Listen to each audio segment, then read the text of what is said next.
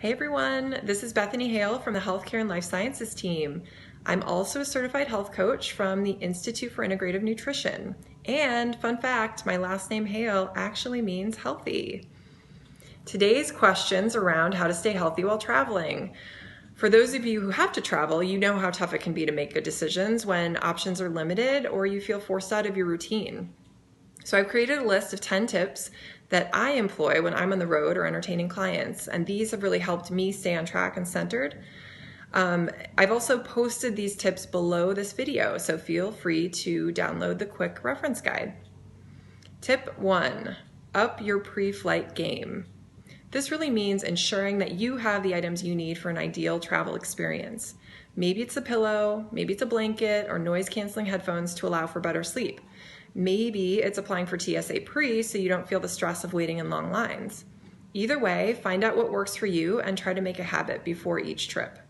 I tend to preload a bunch of audiobooks on my phone so I can actually look forward to my wait time during the commute.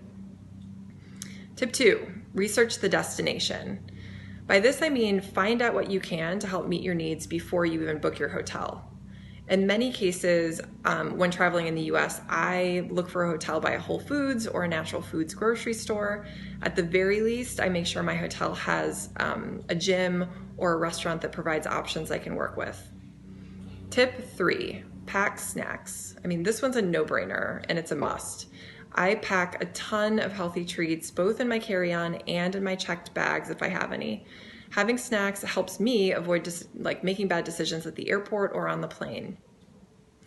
I think airport food has kind of really been getting better.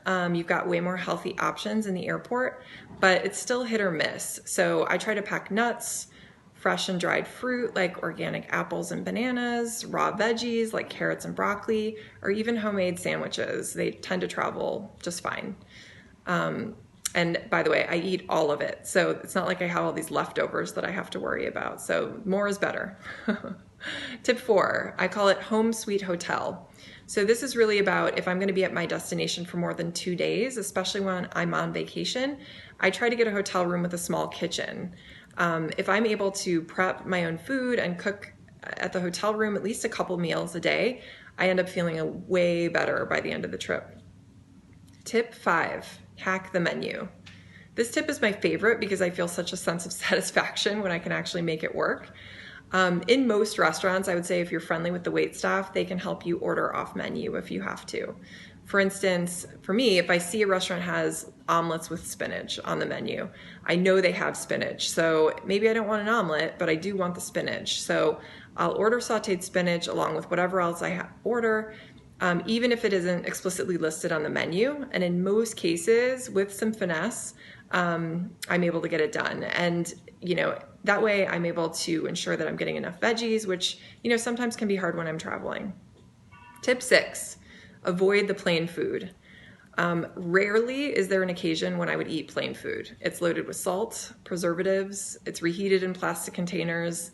It may look tempting in business or first class, but I even try to avoid that unless I'm traveling for 7+ hours. So pack your snacks. Repeat, pack your snacks. Tip 7, hydrate and repeat. I can't overstate the value of drinking water when you travel. I try to bring my own refillable bottle through security so that, I can refill it in some of the refilling fountains that they have. Most airports supply high quality purified water in those refilling stations. And I try to drink at least 8 to 16 ounces of water per hour of travel. So I'm refilling all the time.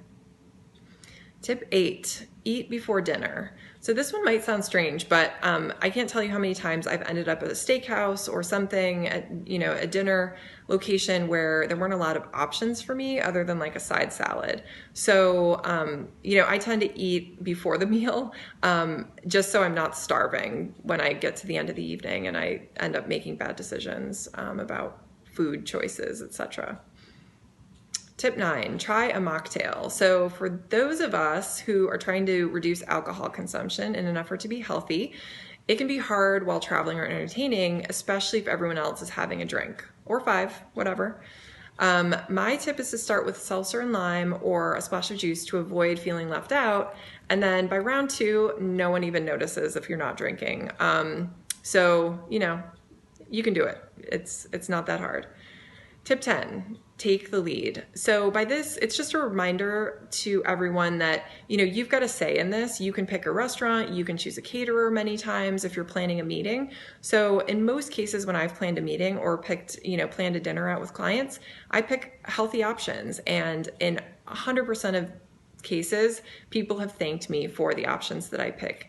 You'd be surprised at how many other people are trying to be healthy, and don't want to be, they're in the same position as you. They're not trying to be unhealthy every day. So I think, if you make your interests known and help take the lead as far as planning, I think people will appreciate it.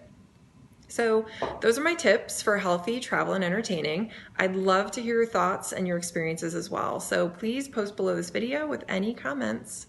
That's it for now. Thanks. Bye.